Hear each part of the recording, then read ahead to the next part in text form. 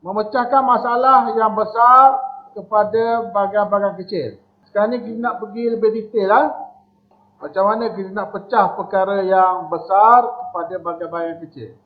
Jadi dengan menggunakan teknik leraian, membolehkan kita memahami proses kerja dengan mudah. Nanti kita akan tengok contoh-contoh, beberapa contoh. Bagaimana kita nak pecahkan perkara yang besar kepada bahagian-bahagian kecil. Supaya kita memahami, dapat menyelesaikan masalah itu dengan baik. Seterusnya, teknik leraian juga dia membolehkan memberikan penerangan yang lebih jelas kepada orang lain. Seterusnya, teknik leraian ini juga menyediakan algoritma. Nanti awak ada tajuk algoritma. Pernah dengar tak perkataan algoritma? Algoritma. Lepas ni akan dengar lah. Kita ada tajuk dalam bab yang ke-3 rasanya. Algoritma. Algoritma ada dua cara nak menyediakan algoritma. Kita menggunakan satu kita menyediakan sudokod dan satu kita menyediakan catalik. Nanti awak akan belajar untuk bab-bab yang seterusnya. Contoh satu. Okey. Ini lim. Ini gambar rajah menunjukkan profil lim di laman sosial. Leraikan profil lim. Bagaimana nak leraikan? Masalah besarnya lim. Apa yang kita nak leraikan? Nak pecahkan kepada apa? Tengok pada gambar rajah ni. Okey, yang pertama kita leraikan berkenaan dengan about. Yang lagi friends, lagi timeline, lagi and photos. Ini cara nak pecahkan kepada bahagian besar kepada bahagian kecil. Penyelesaian atribut bagi profil lim adalah satu, about. Okey. Dua, friends. Tiga, timeline. Dan 4, foto. Okey. Foto dan timeline. Boleh? Boleh faham tak konsep tu? Nak pecah perkara ini menggunakan teknik leraian. Nak pecah perkara besar kepada perkara yang lebih kecil. Perkara utama di sini adalah link. Berkenaan dengan link ada about. About ni maksud apa? Tentang dia kan. Pasal bawah link tu ada friends, ada kawan dia. Lagi ada timeline dia. Timeline ni apa dia? Apa yang dia post hari-hari kan. Kalau dalam Facebook tu, apa yang awak post hari-hari tu timeline awak lah. Dan juga ada gambar dia. Boleh? Kita pecah. Okey, itu contoh pertama. Contoh yang kedua. Ni lim juga. Sekarang ni tadi lim bahagian friend. Ni bahagian friend dia. Tadi kan ada bawah link tu ada 4 bahagian kan. About, friends, photo, timeline. Yang ni kita nak selesaikan berkenaan dengan friend link. Okey. Nak selesaikan. Macam mana tengok apa soalan dia? Kita tulis tak apa. Nanti awak tulis Soalan dia, gambar rajah di atas menunjukkan perhubungan link dengan rakan-rakannya di laman sosial. Okey. Soalan dia,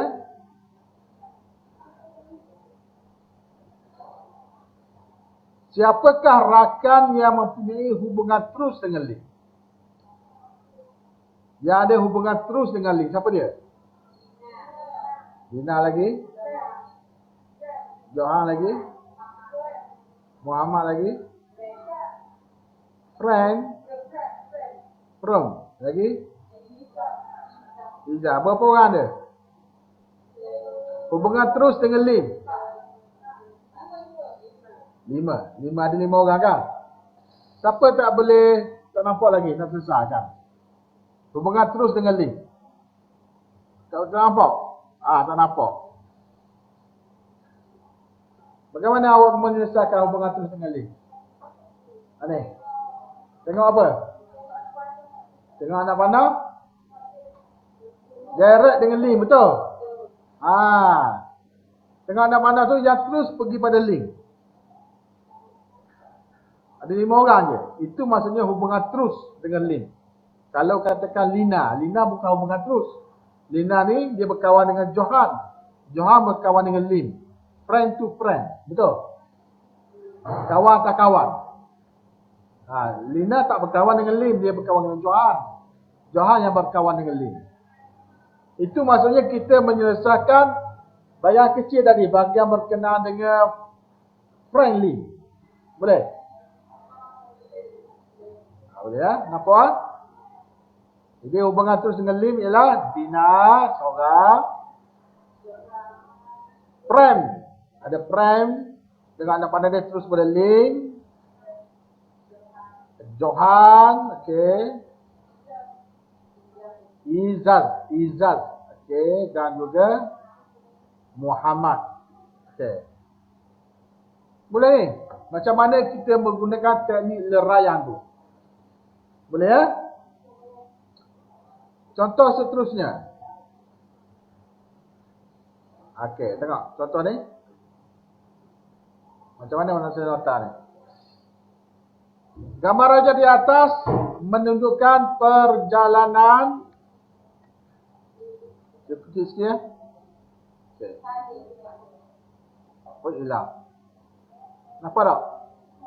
Okey. Gambar raja di atas menunjukkan perjalanan. Ini saling.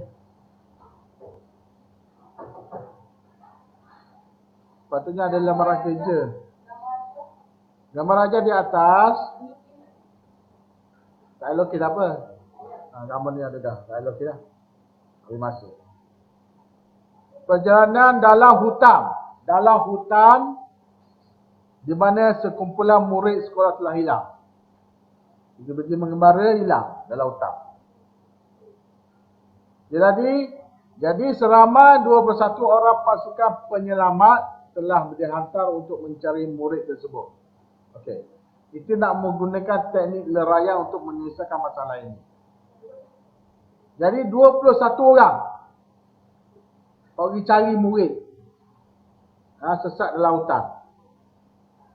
Okey, dia punya arahan dia begini ya. Cara perjalanan pasukan penyelamat adalah seperti berikut. Ini nak beritahu macam mana kita pecahkan masalah yang utama tadi kepada bahagian-bahagian lebih kecil lah. Dan tunjuk flow dia. Okey. Masalahnya pelajar kita sesat dalam hutan. Okey. Dan penyelamat selama 21 orang ditugaskan untuk mencari mangsa tersebut pelajar tersebut dah hilang Okay, jadi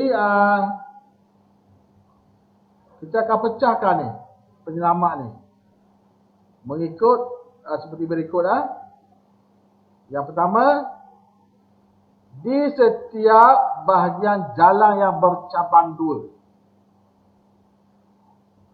Di setiap bahagian jalan yang bercabang dua, pasukan tersebut akan berpecah kepada dua kumpulan.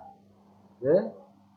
Di jalan mengamal, lepas dijumpa dua simpan, dia akan berpecah mengikut kepada dua kumpulan. Satu kumpulan mengikut jalan di sebelah kiri dan satu lagi kumpulan mengikut sebelah kanan. Okey, dia bagi dua. Ini syarat dia, syarat penyelamat nak cari ni nak cari murid tu. Okey. Kita ada 21 orang penyelamat. Jalan ramai-ramai dulu. Bila jumpa simpang, dia akan bagi dua. Separuh pergi ke kanan, separuh pergi ke kiri. Sekarang ni jumlah dia 21 orang. Kalau bagi 2 dapat tak ni? Mesti ada lebih seorang kan? Okey. Ada syarat lagi. Tengok syarat dia lagi. Okey. Jika bilangan ahli kumpulan, ahli pasukan penyelamat adalah ganjil. Bilangan ahli yang bergerak ke kanan mestilah melebihi seorang ahli yang bergerak ke kiri. Okey. Jika bilangan ahli pasukan penyelamat adalah ganjil, bilangan ahli yang bergerak ke kanan mestilah melebihi seorang ahli yang bergerak ke kiri. Okey, mula-mula dia bergerak 21 orang. Jumpa simpan ni kan 2, kiri dan kanan. Kanan berapa orang pergi? 19, mau banyak lah. Mula-mula syarat pertama dia kena bagi 2 jika jumpa simpan. Okay. Syarat yang kedua, bilangan yang bergerak ke kanan mesti lebih jika dibagi lebih seorang kan. Jadi sini sebelah ke kanan, ke kiri 10. Okey, gunakan teknik ni. Okey, gunakan teknik lerayang untuk menunjukkan jumlah pasukan penyelamat di setiap bahagian. Dan berapakah bilangan pasukan penyelamat yang terbanyak di bahagian penamat? Sampai ujung ni, berapa bilangan pasukan penyelamat yang terbanyak di bahagian penamat? Itu soalan dia. Itu soalan dia. Cuba cari jawapan dia sekejap. Bilangan pasukan penyelamat yang terbanyak di bahagian penamat. Di bahagian penamat lah. Cuba cari jawapan dia sekejap. Kalau okey di dalam peta ni. Buat macam cikgu tu. Jumpa dah. Berapa orang paling ramai? Di bahagian penamat dia berapa? Yang paling ramai berapa orang? Di ujung lah. Dah sebut satu je. 3 paling ramai. Orang lain? 3. Ada jumpa 4? 5 ke ada? Tak ada. 3 paling ramai. Penamat yang keberapa? Ni 1, 2, 3, 4, 5, 6, 7, 8. Yang nombor berapa? Dah 3, 5, 5 ramai. Ada yang 5?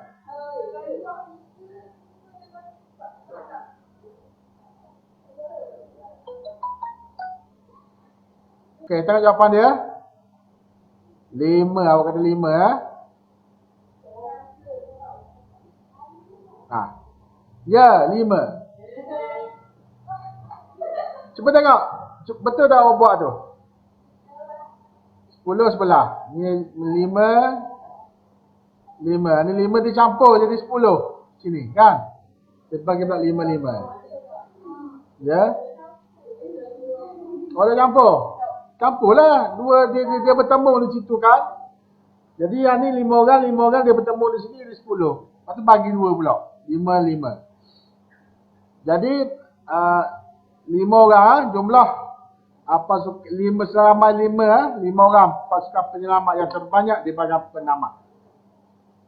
Ini maksudnya kita menggunakan teknik lerayang. Kan kita pecah masalah tu kepada bahagian kecil dan setiap bahagian kecil itu kita selesaikan. Boleh nampak tak? Boleh relate tak dengan teknik lerayang itu? Boleh? Mula-mula kita dapat masalah yang besar, iaitu 21 orang penyelamat. Okey, lepas tu kita pecahkan dia di setiap simpang. Pada setiap simpang tu kita selesaikan masalah dia. Kan, dia bagi. Dan akhirnya kita dapat keputusan seramai 5 orang penyelamat yang paling ramai. Ini macam game boleh? Okey. Ya. Okey. Dah okey lah, tak apa. Tengok je. Okey. Gambar raja di atas menunjukkan perjalanan ram untuk ke suatu destinasi.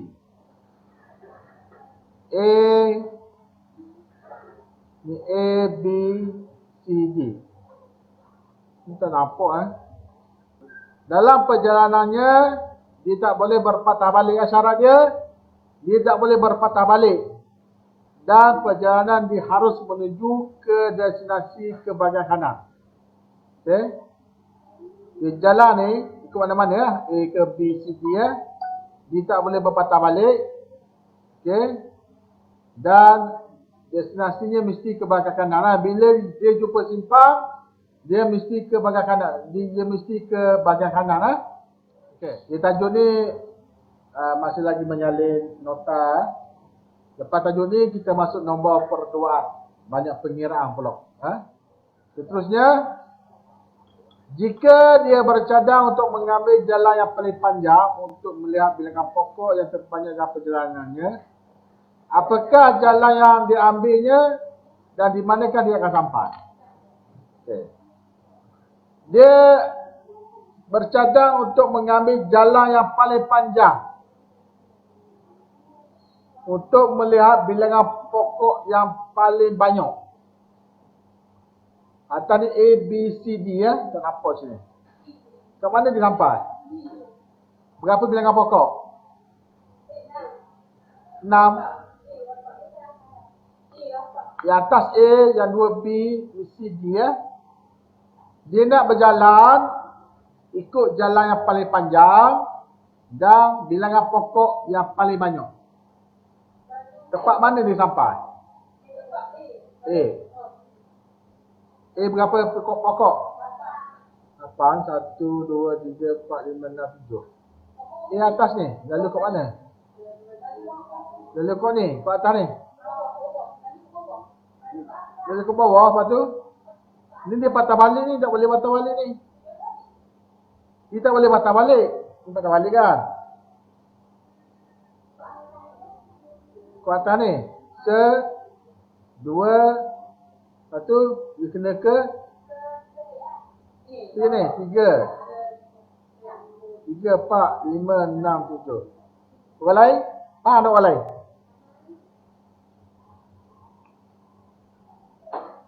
Tak apa, tengok Lokasi perjalanan, okey, lokasi A. 9 pokok. Tengok. Ni. Itulah. 9 pokok. Dia sampai ke A. Dia lalu ke sini 1, 2, 3, 4, 5, 6, 7, 8. 9 orang ni 1, 2, 3, 4, 5, 6, 7, 8, 9. Ni tak patah balik Ni nak beritahu konsep macam mana kita menggunakan teknik lerayang. Yang pertama, kita pecahkan dulu kepada bahagian-bahagian kecil. Dan yang kedua, setiap bahagian kecil itu kita selesaikan pula penyelesaian dia. Setiap bahagian-bahagian kecil Habis tajuk ni.